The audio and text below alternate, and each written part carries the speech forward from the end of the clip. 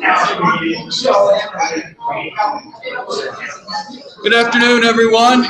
Good afternoon. Welcome to Lunch with Books. We're trying to do this as a video live stream as well, so that's why I'm seated here in front of the camera temporarily. Welcome to Lunch with Books. I have asked that people wear a face mask. We have disposables up here if you did not bring one, at least during the duration of the program. And obviously, if you're eating or you need to take a drink of something, feel free to remove it for that purpose. Next Tuesday on the 7th, we're going live stream only because our guest is not comfortable with the way things are. So unfortunately, we will not be meeting here, but we'll have the 57 servings Heinz ketchup program live stream online at our usual channels. I'll send out the links in the email. Emily Ruby is the curator at the Senator John Heinz History Center, and she wrote the book about ketchup and did the exhibit. If you've never been there, obviously their Heinz ketchup exhibit is a very impressive one. Now on September 11th, we just announced a new program. Actually, the program will be on Friday, September 10th, here in this room at 12:30. We'll be starting tomorrow installing an abstract art that was created on 9/11/2001 by an artist who was listening on the radio to the events of that day. And we'll have two speakers, one of whom was there at Ground Zero for the Red Cross and is now a doctor at Wheeling Hospital, and another who is a political science professor at Bethany. Rabbi Leaf will join us for the blessing at the beginning of the program. So it's going to be a full day, and then you can view the art as well up here on the stage. Sean, what day is that? That is September 10th, Friday at 12:30. Please do not come early because there's a children's program. You can come starting at noon. I know people like to get their seats. The Reuther-Pollack Labor History Symposium is this Saturday, and it's part of, as is this program, the centennial observation of the Battle of Blair Mountain. And so we, that is the Walls Foundation and the library, are associated with the Blair 100 events. This particular event today is being held in partnership with the Battle of Blair Mountain Centennial, which is taking place in many communities across the state over multiple days. The Centennial aims to commemorate the significance of the Battle of Blair Mountain in 1921 and the rich history of the southern West Virginia coal fields. It is also a way to memorialize the brave men and women who fought for civil rights and labor rights of miners and their families. Finally, the event is a celebration of the ideals of inclusiveness, diversity, and equity. So that is sort of the mission of Blair 100. Now I'll introduce one of our panelists, and then I'll call upon one of our guests to introduce our main guests for this afternoon. Pat Cassidy, who's seated behind me, obtained his BA in philosophy from Wheeling College and his JD law degree from the Catholic University of America. He's the president of the law firm of Cassidy, Cogan, Chappell, and Vogelin. For more than 40 years, he has represented employees, unions, and other individuals in civil rights matters and other issues related to the workplace. So he has a lot of experience in labor law and is the co-founder with his wife, Mary Ellen, and president of the Wheeling Academy of Law and Science Foundation, the Walls Foundation, where I also work. So he is joining us today, and now I will introduce to you the Poet Laureate of West Virginia, who is a great friend of the library and organizes the Wheeling Poetry Series. And we have an event coming up that I will find the date for that so that we can announce before we leave today. But here is Marc Harshman.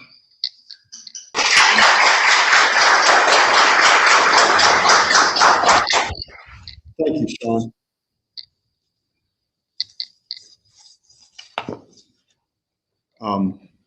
I'm just going to do a brief bio on Denise and then say a few personal words before we get going.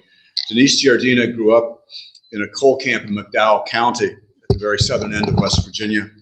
She's the author of 6 novels and 1 play. Her journalism has appeared in The Nation, The Village Voice, The New York Times, and The Washington Post. Giardina is the recipient of 2 fellowships from the National Endowment for the Arts. Unless things have changed, you can only win 3. An American Book Award, the Lillian Smith Award, and Boston Book Review's Fiction Prize. These are all major awards. She is a graduate of West Virginia Wesleyan College and the Virginia Theological Seminary, and a deacon in the Episcopal Church.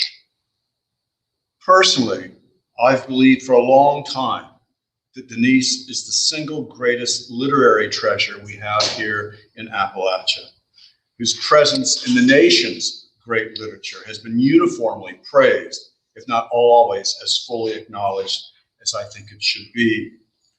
About Storming Heaven, for instance, the Cleveland Plain Dealer wrote, "If we are very lucky, every few years there arrives a novel that is so moving, so instantly successful, that it towers high over much else being published. Storming Heaven is that novel." And to think that that novel was published about the southern coal mining counties of our little state is a testament to all kinds of things. About her novel, The Unquiet Earth, the Washington Post wrote simply, "Breathtaking, a work of great narrative force, full of anger, wisdom, and redemption, rendered with skill and authority." I can't think of what else anybody would ever want to have to say about a work of fiction than those very words. Certainly no one has written more convincingly about the people and culture of Appalachia than has Denise in her landmark novels, Storming Heaven and The Unquiet Earth. These alone would earn her place in the canon of Appalachian letters, but that she's written a spellbinding fantasy and 3 compelling works of historical fiction concerning King Harry, Henry V, those of you keeping track, Emily Bronte, and Dietrich Bonhoeffer. Not to mention a play about Robert Byrd and Ted Kennedy, Robert and Ted, and for my money, the best candidate for governor we've ever seen in the state of West Virginia. Well, Denise, I'm selfishly glad you've not written poetry, or at least not much that I'm aware of. It is my honor, and I mean that word more than I've ever meant it here on this stage. It is my honor to welcome here today Denise Giardina. A very, very warm welcome, please.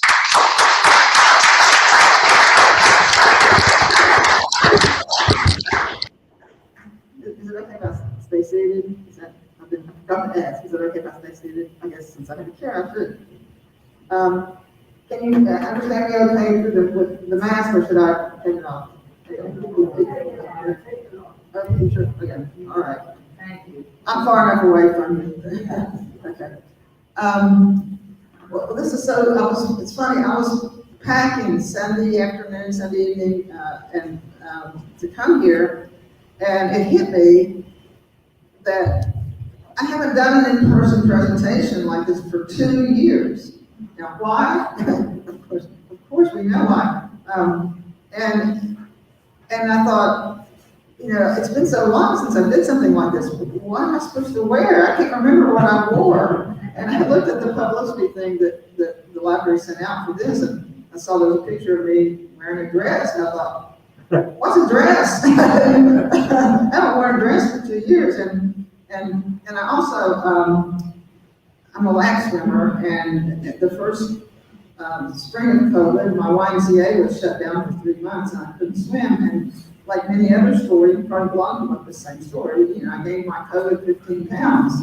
And so here I am Sunday afternoon, and I can't even fit into this dress anymore. So what am I supposed to wear? So I just thought, I'll wear what I do when I do Zoom presentations, which is just clothes. so that's why I'm sitting here in clothes, and including a t-shirt. And I picked this t-shirt to wear because I decided it really fit into introducing the subject. You probably can't read it from far out there, but the front of it says, "I speak fluent Appalachian," which I do. And the back, can you read the back real quick? Ask Sean if he would read the back. He's already practiced, but if you want to read it, whoever. Note to Appalachian young people, you don't have to lose your accent. Flour can be flared. Oil can be one syllable. You don't have to touch it here. Or You don't have to take it when people make fun of how you talk. If you choose to change, now this teacher, if you choose to change, and that's okay. But no, you don't have to give up that part of yourself. Oh, that's a great quote. Silas House. And Silas House is a Kentucky writer who's a dear friend of mine. He's actually my literary executor. So when I'm dead, he's going to be taking care of Storing Heaven. And he's coming here in just two or 3 months. Okay, great. So come listen to him. He's worth coming to hear. So yeah, this is saying standing up for Appalachian dialect, and the reason it's pertinent is because I wrote this novel, Storing Heaven, about the Battle of Blair Mountain, partly, but also about the larger question of Appalachian culture and what it was like and what coal mining did to it. And the first chapter, some people have a little difficulty with it because I felt really strongly that I should capture the way people spoke before the coal industry came in, and also the way many people still spoke when I was a child, my grandparents' generation and my generation. I hear less and less of it now, but now and then you still hear some of this, and I think it's important to capture it, not for nostalgia's sake, but for the connections, but with their cultural past. So the beginning of Storming Heaven is, they is many a way to mark a baby while it is still yet in the womb.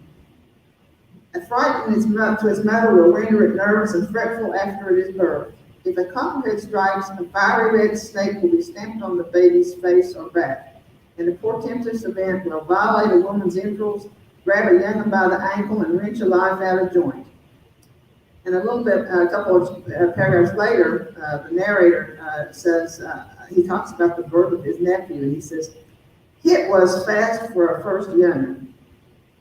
And so, and I keep that hit all the way through. And there's a new movie out right now called The Green Knight. And it's based on the medieval poem Gawain and the Green Knight, which is by an anonymous poet who was about the time or earlier than Geoffrey Chaucer. And I read a review of it in the New Yorker last week. Anthony Lane, who is the cinema film critic of the New Yorker, wrote a nice review of it. And he talked about the original poem, Gawain and the Green Knight, and he said, and he talked about how it affected the movie, but he quotes the poem. He says, to tell his story, the poet says, "As hit is stad and stoken in story stiff and strong." So that was the language of the 14th century, hit. As hit is stad and stoken. And so hit was fast for a young'un. And later on in the book, one of the characters makes fun of people saying hit, and another character says, "Well, Chaucer said hit." And so I tried to capture that in this first chapter. I knew some readers would have difficulty with that, and I've heard that from readers who said at the beginning I had trouble with it. But as it goes along, it actually gets easier, and that's on purpose, because throughout the book, that kind of language, there's less and less of it. And especially in the narration, there's still characters who say that, but that type of Appalachian dialect gets less and less. So by the time you get to the end of the book, you have the main character this is after the Battle of Blair Mountain, and I'll talk about Blair Mountain in just a minute. But at the end of the Battle of Blair Mountain, she's trying to get a wounded man away from the battlefield, and she gets help from 2 New York reporters who are there to cover this, because the Battle of Blair Mountain was national news. If you look at the newspaper, the New York Times, for example, from August 31st, 1921. You will see it was the top headline at the top of the New York Times, and was for several days. But this character is talking to these reporters, and she says, "Who are y'all?" I asked. "Press," the man said. "New York Times and the New York Tribune. Y'all ever heard of them there?" the woman flicked ash with the tip of her cigarette and gave him a withering look, because he's making fun of this. And so Carrie says, "That's y'all's car? Y'all want to load it anytime soon?" She's trying to get help to get this wounded man away from the battlefield. And so they agree to help, and Carrie says, "They told me their names, but I forgot them at once. I gave them mine, but wouldn't tell them who Rondell was. They both lived in New York. The man was originally from Baltimore." "You going to tell our side?" I asked. "She will," the man said. "She's practically a damn Bolshevik herself." The woman laughed. "We aren't Bolsheviks," I said. Careful of my grammar. "We're all kind of things." Well, that struck me. That's just a passing phrase, but I thought, as this character says this, as I wrote this, how sad that this is a woman who's been through what she's been through, and she's worried about the way she talks. She doesn't want to sound ignorant. This is what this t-shirt is all about. So, let's just put the mask back on. Blair Mountain really, to me, is something, this is after 30 years from the beginning of the book, and in that time, the coal industry has come in, has taken land, most of the land in southern West Virginia, much of it in this part of West Virginia, and has taken the labor of the people, has mistreated people, to the point where we had an armed rebellion 100 years ago this month, which scared the authorities to death. This is a few months after the Greenwood Massacre in Tulsa, Oklahoma, which I hope you know about now because it's gotten a lot of publicity this spring.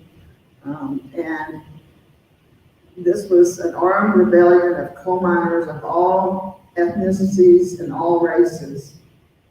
And the authorities in Washington and elsewhere, in Charleston, were scared to death because a large number of these armed miners were also African American miners who were armed. And that's why you had the U.S. Army coming in and so forth. So it was a major event that then got hushed up, and we're finally learning more about it. And thanks to, and I'll pat myself on the back, thanks to novels like Storming Heaven, thanks to movies like Mate One, John Self's Mate One, thanks to a number of documentaries from West Virginia Public Television, which has done an incredible job, and thanks to National Public Television, which has recently did a documentary on the mine wars. And so we finally are learning about this, and I'm so pleased to see all the events that are happening around the state this month about this event. But this is about people rising up and people getting beaten. And because what happened after the Battle of Blair Mountain was a total collapse of the miners' union. It was a time very much like their time, I think, where labor is beaten down in a lot of ways. It's also, though, hopeful to me because I look at 1921 and it's only 12 years later that Franklin Roosevelt was president and made it possible for unions to organize again. And we saw a resurgence of the labor movement, which led to the prosperity of the 1940s and 1950s and 1960s. So history goes in cycles, and I think we're at the bottom of one of those cycles, but I hope we're going to come out of it. And I hope the purpose of studying history to me and preserving history is not for nostalgia, not because it's always so cute that they talk that way, but that it's important to learn from the past so that we can bring it into the future and look at the hopeful things of the past and bring them into the future because we still need them. So I don't want to say too much more because I got these two guys sitting behind me who I'm really interested to have a discussion with and see what y'all want to bring up and discuss. So I could listen to you talk all day, Denise, so don't feel like you have to shut up and do it. I did find it curious, though, you mentioned a bit about dialect. I know that in my first 2 or 3 children's picture books, and I wasn't trying even to talk with the native language of certain counties in West Virginia. I was simply trying to create a kind of dialect that rang true for both my Hoosier farm people that I come from, as well as just my neighbors here in West Virginia. And almost all of that dialect was stripped from those early books by my editors. Well, I had actually fights with copy editors. With Storming Heaven, there's a lot of still yets and that there's and that kind of, and especially still yets. I remember the copy editor had gone through, and every single still yet in this whole 300-page book, she had marked out the yets, so it was all just still. So I had to go back and add all the yets, so it was still yet, and to make a note saying, "Do not strike." It's both words, still yet. In fact, we say it still yet. It's the way we say it like one word. And I still talk like that when I'm, just with people. And like I said, I think it's disappearing in the younger generations, but still now and then I hear it. Still yet, I hear it now. So, yeah, so that was, I had to always look for that too. Matt, go ahead. Well, my first reaction on rereading the book, I read it many years ago, and it was just as great then. But I got to say, I read it again recently, and I guess I've grown up a lot since I first read it. But I found it even more amazing the second time I read it recently. Hold on, Pat. I think your mic's not.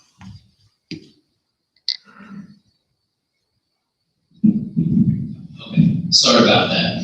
What I said is that I read recently Denise's book, and for the second time, and I think it meant a lot more to me recently than it did when I read it as a young man.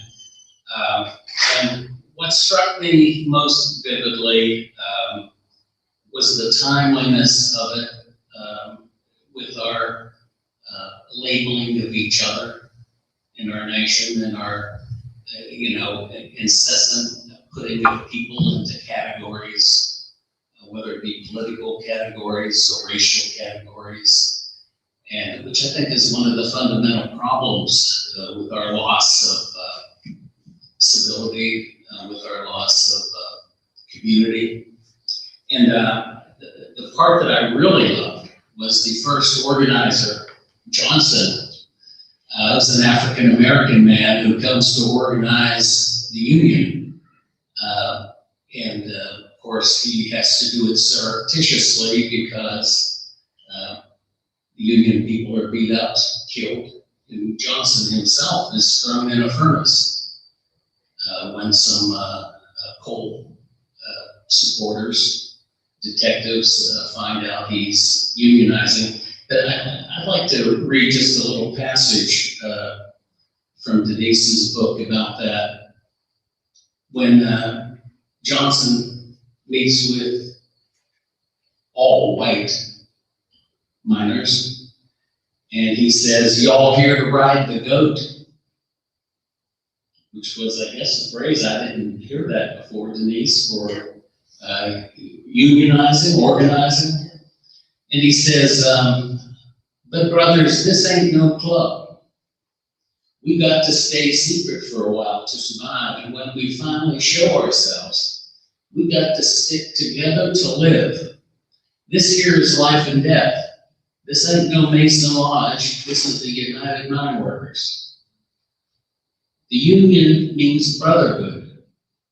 That's something them operators can't never take away. Brotherhood. My daddy was a slave. I know what that is. When a man got the money, a man got the land, a man got the guns, you can't beat him. No, you can't, unless you got brotherhood. When you stick together, the man can beat one down because he knows there's more where that one comes from, and they'll whip his ass.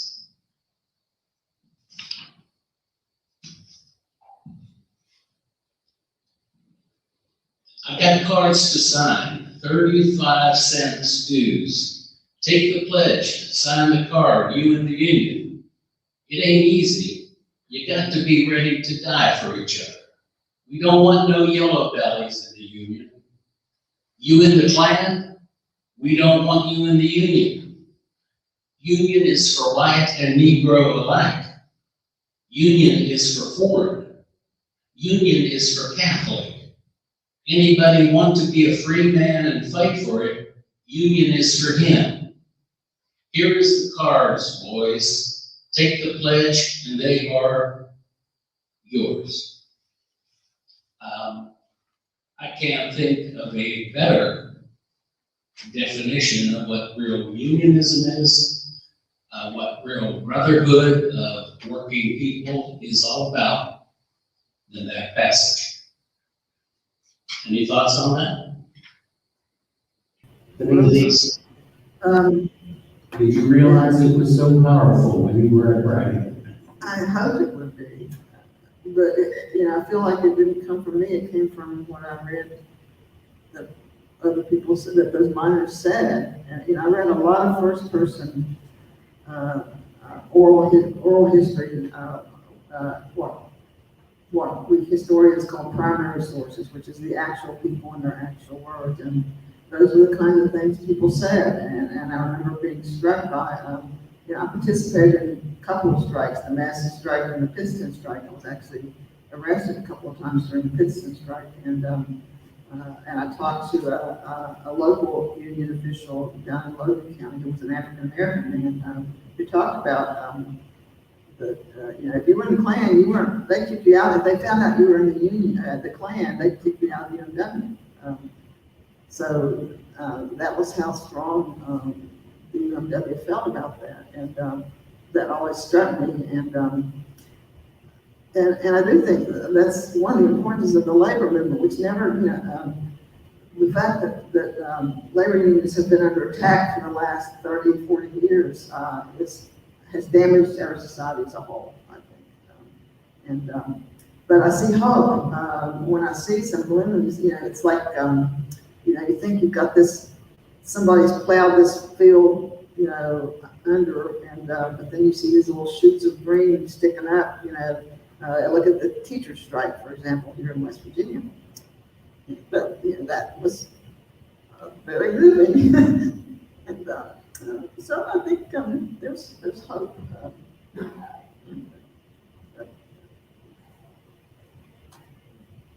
I'm sorry, I get choked up. I had a stroke a couple of years ago, and ever since then I get choked up more. If that makes any sense. So I think we're starting to get choked up more. Frankly, I'm just going to continue down that line, Denise, if you will, which maybe leaves more tears. But maybe it's my accumulation of years, but I feel like I've become more pessimistic regarding the future, and I feel as if any sort of political change is doomed, which leads me to kind of a twofold question. Can you point to a time, you don't have to read it, but a moment in one of your novels where one of your characters has faced a similar kind of hopelessness and nonetheless persevered and come through? And then the second part of that question might be, have you felt such a thing personally, which you've already alluded to, you're seeing hope in them? Well, Stay with School in Heaven, I think the main character, Carrie Bishop, as I alluded earlier, we've been through so much. Those of you who are familiar with the book, she's a young woman from Eastern Kentucky. She becomes a nurse. She falls in love with a union activist organizer, but he's not the marrying type, let's put it that way. But, so he goes on his way, and so then she marries a preacher who becomes involved with the union movement, and he is shot and killed by mine guards toward the end. And so she loses him, and then meets the first fellow again, and has an affair with him, and he gets shot at the end and dies. And so here's this young woman. Now she has a young child, and yet, and the novel kind of leaves her bereft, except you get a sense she's going to keep going, and she's going to instill her son with the values he will carry on, which he does in a later novel I wrote.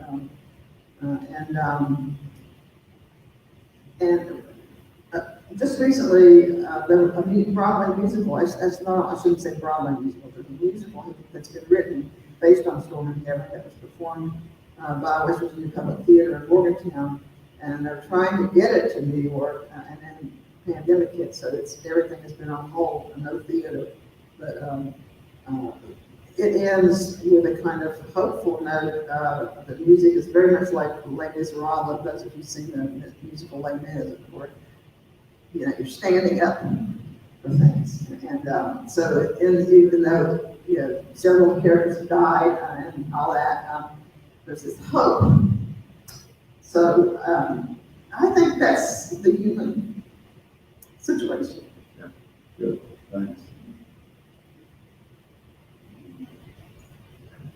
I'm just saying, following up on Carrie Bishop, to me, she's the strongest character. And I think maybe that's intentional. And I think it's also very timely. Even 20 years ago, when you wrote this book, or 40, whatever it was, 87, it's been a while. Yep. But that portrayal of such a strong woman, and who can, the men would listen to her, and she could hold her own with men. I don't know. She's to me, she's the character that stands out in the book. Well, she's a good girl. Man, most of them are all dead. I mean, all three of them have been shot. So the three main male characters. So yeah, she's a strong woman, and that's a sense I've always had of Appalachian history, and many cultures of history, whether it's African American history or Native American history, is that the women really hold much of it together, partly because the men are in so much more danger of being violently shot, whatever. Or there's always been this taboo: you don't shoot a woman, you don't. Although certainly we've seen plenty of instances where that's totally ignored. When you look at, for example, massacres of Native American tribes, where like Wounded Knee, where women and children were also killed, or Ludlow, Colorado, which was there was a coal strike, and where the miners and their families were living in tents, and the mine guards and the government troops came in and set them on fire, and a number of women and children were killed. So it's not that women and children were safe, but they were able sometimes to get away with a lot the men couldn't, and they were tough. Can you imagine raising children in a tent in the middle of winter for a year and a half? That's what people did back then in order to have a union. So they were tough.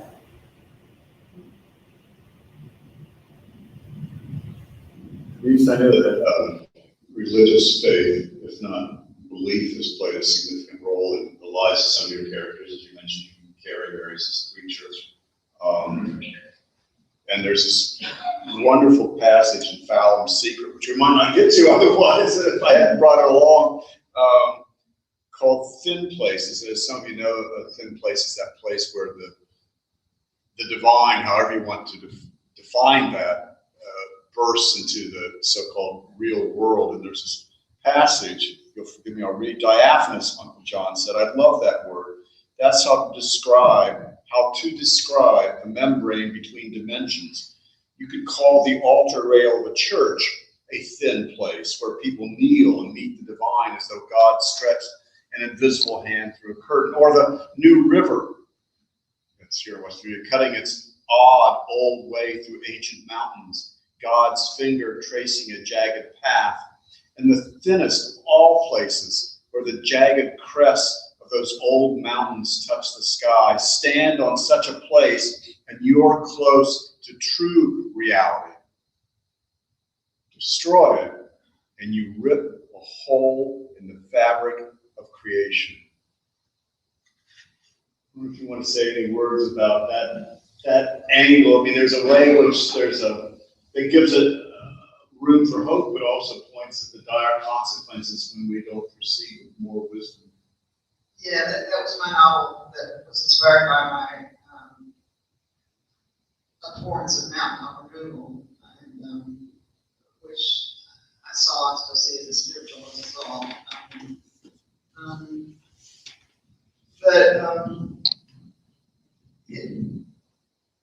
It is, I still, maybe, it depends on my mood. Sometimes I'm as pessimistic as anybody. I'm always as pessimistic as anybody, but I also often, maybe this is the key to all my novels, which is they all are theological novels, I think, which is, I really didn't know what I was going to write about until I went to seminary, and I went to Virginia Seminary, which is an Episcopal Seminary, and that's when I knew what I wanted to write about, because after I went to seminary. I'd always wanted to be a writer ever since I was a little kid, but I just didn't write because I didn't know what to say. But once I graduated from seminary, I knew, and I started writing. And so my mother once said to me after my third book came out, she said, every one of your novels has a preacher in it. I was stopped. She's right. Every single novel, all 6 of them, have preachers in them in one form or another, and in one variation or another. Everything from Episcopal priests to holiness preachers, and and Catholic priests and Methodist priests, and so they're all connected with, I guess, with some of my theological understandings. One of which is that Jesus always stood with the losers. I guess I'll put it that way.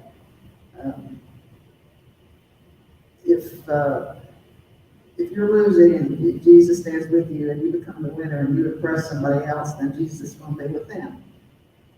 And we're all in that position. We're all in the position of being winners, and we're all in the position of being losers at some time or other. And when we're losers, that's when Jesus is with us. I sound like a preacher here, but that's my theology. So. Denise, just following up on that same concept, could you comment on your inspiration for naming this novel "Stormy Heaven"? Yeah, actually, that's. I've always wondered what to name my novels, and often didn't make a decision until toward the end. But that one came to me actually kind of in the middle of the night. I woke up one night. Sometimes you wake up in the middle of the night, you kind of think of something, but then you drift back off again. And often back when I'm writing, I would keep a notebook by my bedstand for moments like that. And so I woke up with this phrase in my mind, and I jotted it down, and then the next morning I looked at it, and it was "Stormy Heaven." And I realized that it had been floating around in my head because I was thinking of the Battle of Blair Mountain and thinking of these miners climbing this mountain. If you've ever seen Blair Mountain, it's really an imposing looking mountain down in Logan County. It runs for miles and miles, and it's steep. And I thought of them trying to climb that to get to the other side. And I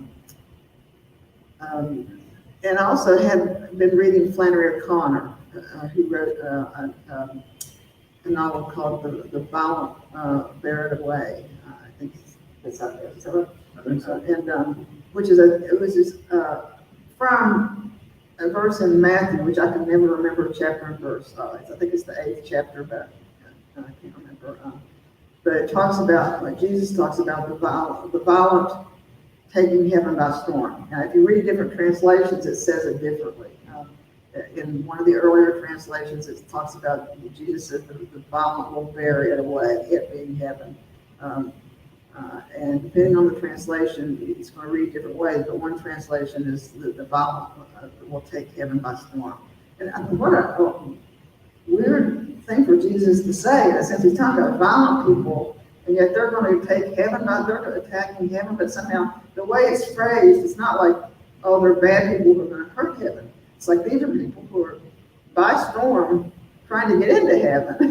and it just struck me as, and I can't remember if I was thinking that before I woke up and that phrase, or if it came after, or it was, I can't remember the timing of it, but it was all connected, and it was connected to me with these miners picking up arms, which I don't support at all. I mean, I'm not a pacifist, but I'm pretty close, and so, but picking up these weapons and going after something that would be a better life for them and their families, and so that's where it came from.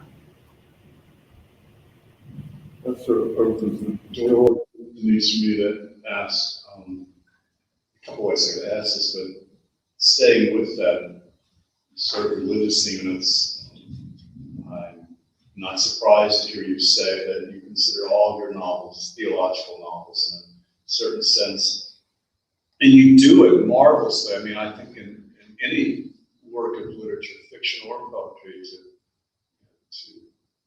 to carry that, how should I say this, that witness to the divine, to do that without preaching is a tricky thing to do. Can you think of any other authors that do a similar thing successfully, have a true religious sense, however defined, in their work, without becoming pedantic, preaching, whatever you want to call it? Well, the first one that comes to my mind is Flannery O'Connor. And I think the way to do it, I'd have to think more about who else there might be.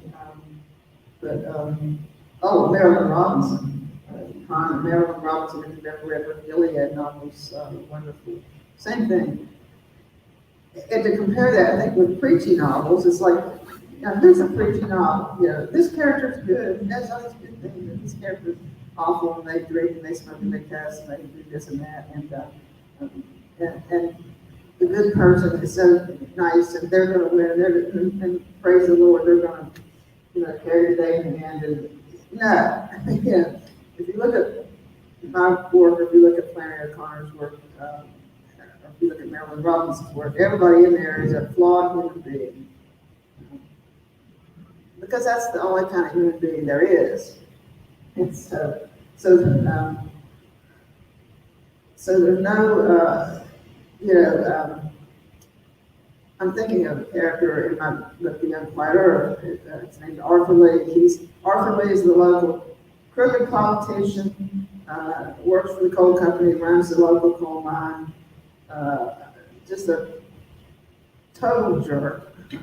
And at the end of the book, the coal company dam breaks. It's like the Buffalo Creek flood in Logan County in 1972, which many of you may remember. Arthur Lee is partly responsible for it, but he's also there, and he runs to warn people. And he was one of the first people that gets hit by the flood.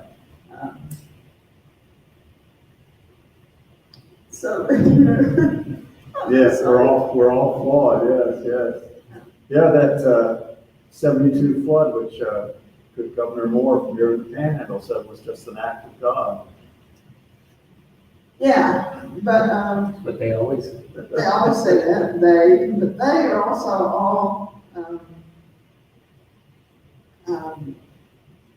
even the worst of them, and I won't name names because I might get in trouble, but even the worst of them, you look at it, you feel sorry for. It's like, good grief.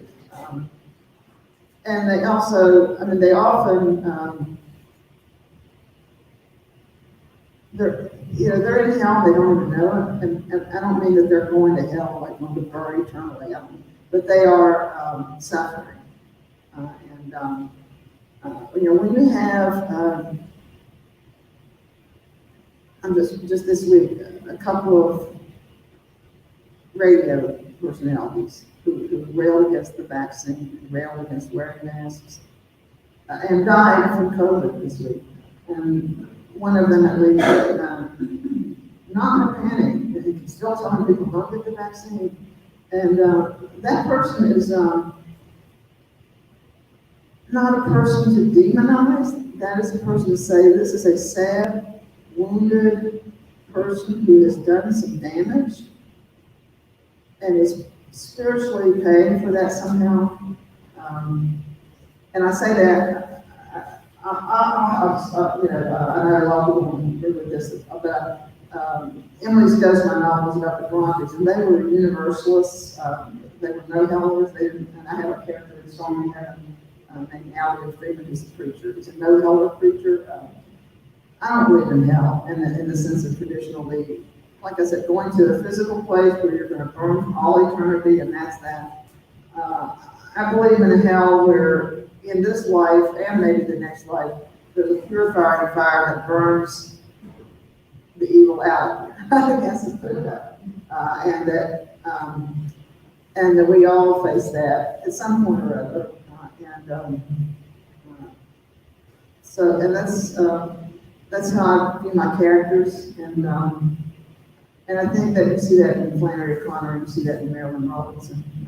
Flannery O'Connor has this wonderful story, which is one of the most famous short stories of the 20th century. A good man is hard to find, where this mass murderer, he's a murderer, and he shoots people, and at the end of the book, at the end of the story, this woman who's getting ready to shoot says, "You're just like one of my babies," and he shoots her, and he says, "You know, she'd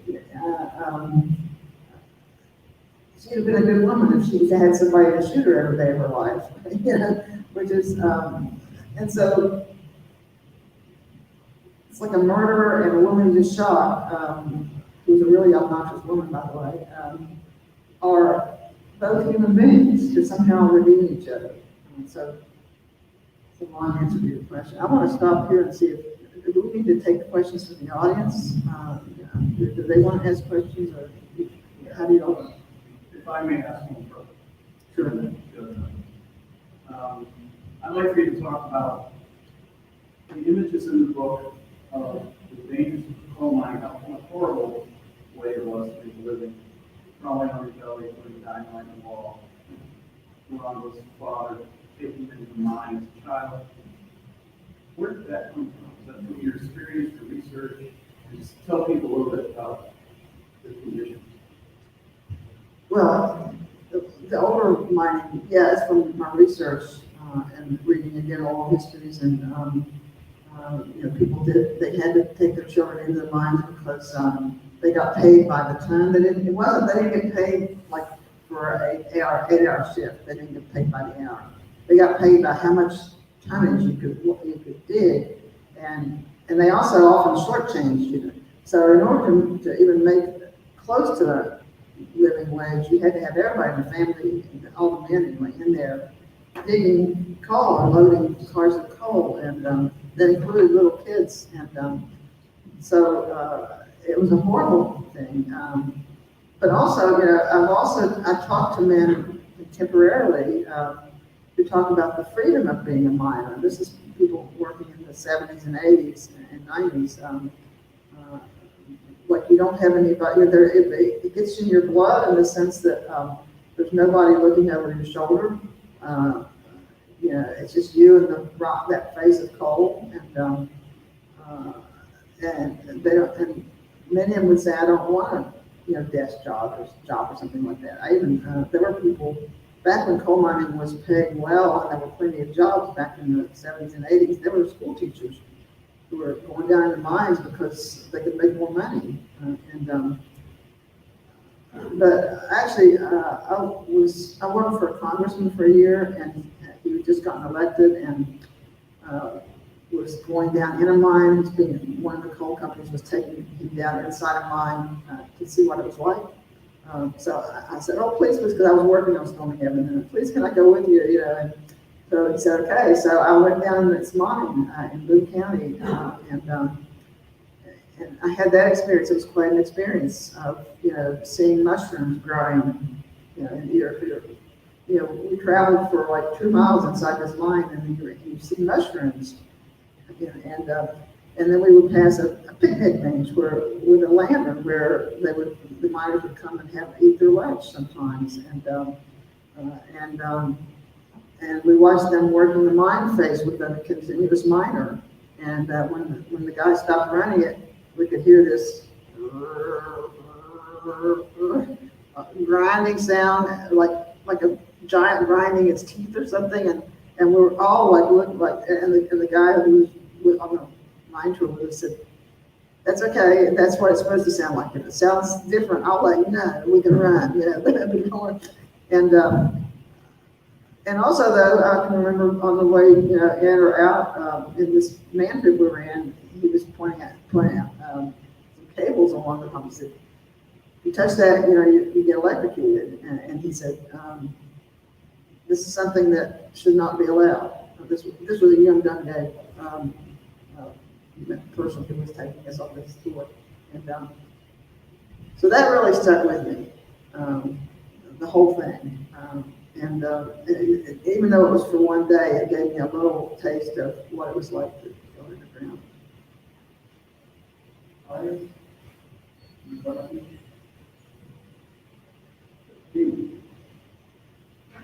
All of you, I'd like your thoughts on whether or not teachers should be allowed to strike.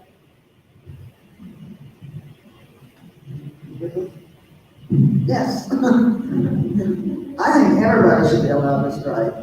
I think anybody who works for somebody that's not self-employed, if you're working for somebody else, let's put it, I don't care what it is, you should be allowed to join a union and negotiate for your situation. And strike is one tool that you would have, should have. Because you join a union, hopefully you have leadership that is judicious enough to know when it makes sense to strike. But as a principle, that's just something I grew up with, I guess. Yeah, I feel the same. I was a teacher and I was on the picket line for an earlier strike it must have been 1989, because I remember I was on the picket line. Sarah was in Cheryl's arms as a baby, and I got a pink slip on the picket line. So I remember that clearly. Yes, I don't want to get ahead of myself. I'm speaking kind of on this subject at the Labor Symposium, but I just want to agree with Denise. She says everyone should have a right to strike. She's not being a radical here. This was traditionally the public policy of our country after Franklin Delano Roosevelt signed into law the National Labor Relations Act, back even after the Depression, but even before the war. And the whole idea of that, it said that it is the public policy of the United States that every employee would have the right to collective bargaining, so that, in other words, it wasn't just them acting alone, negotiating with their employer. It was a brotherhood of employees. That was the whole purpose of the law. Unfortunately, the law has been modified and changed to special interests over the years, and contributing to our lack of respect for law in general, because some of the laws that have been set up to help people have sort of been turned on their face by politicians, new laws. The point is, today, there's less than 10% of people in the private sector who are unionized, less than 10%. In a country that claimed 50, 60 years ago that it was the public policy of everyone. It doesn't mean everyone had to have a union, but that they would have someone speaking for them as a group. So yeah, I think Denise is right on, but I think we need to start looking at some of our fundamental structures in our country, because going out on strike now, you put 10% of the populace even on strike. It's not going to do much in our economy.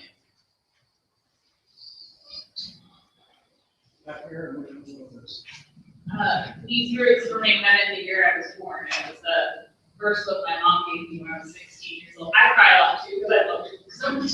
And I know it's I'm a huge fan. main character of Storming Heaven and Empire is really nature, not really even the human characters, but the nature. You do so much in describing what you see around you, and I was wondering if that was intentional and why. Yeah, definitely intentional. Of course, in Storming Heaven, there was still, when I write about Kentucky, coal mining hadn't started yet, so I was able to write about the unspoiled Appalachia, and but then early on, when the coal companies come in, and also the timber companies and start clear cutting and all that, I wanted to show that, but mainly in the Unquiet Earth, there's a mountain, Trace Mountain, which is a character to me. It's just as much, the Trace Mountain is just as much a character as any of the other characters. And Trace Mountain, at the beginning, in the first part of the book, is a mountain with people living on top of it, much like a mountain that when I was a child in McDowell County, we had a Girl Scout camp that my mom used to take our troop to, and you travel up over the top of this mountain, and then down in was where the Girl Scout camp was. But on top of that mountain, there were little farms, and there were orchards, there were apple orchards, and farms with pigs and all this kind of stuff. And that mountain doesn't exist anymore because it was deemed useless by a coal company that wanted to coal underneath it. So that's what happens to Trace Mountain in Unquiet Earth. In the middle part of the book, it's being damaged, and by the last part of the book, its top has been taken off and deposited in this shale dump, dog piles we called them back then, and water is collected behind that, and then it breaks like at Buffalo Creek and wipes out the whole farm. So in a sense, the mountain gets its revenge,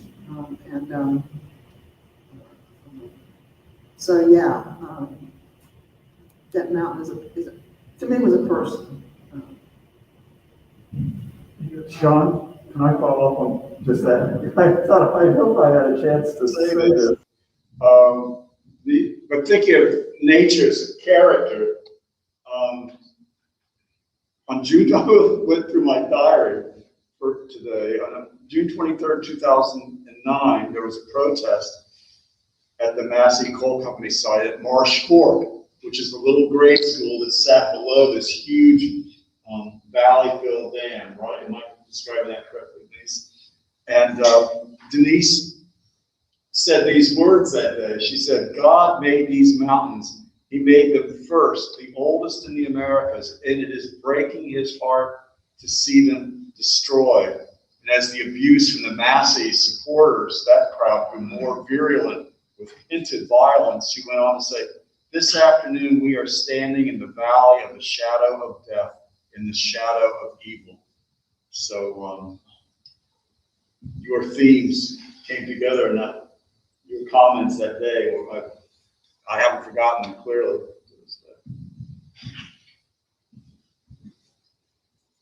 Okay, well, it's about 1 o'clock, so do you have any final comments?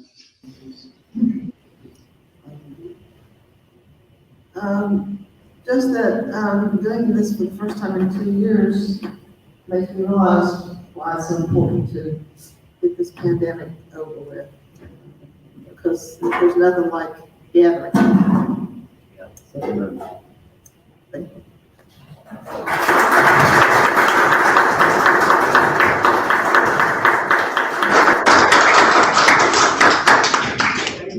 Thanks for panel work. I guess that next week is live stream. Some of the other Thanks for coming. Oh, that's right.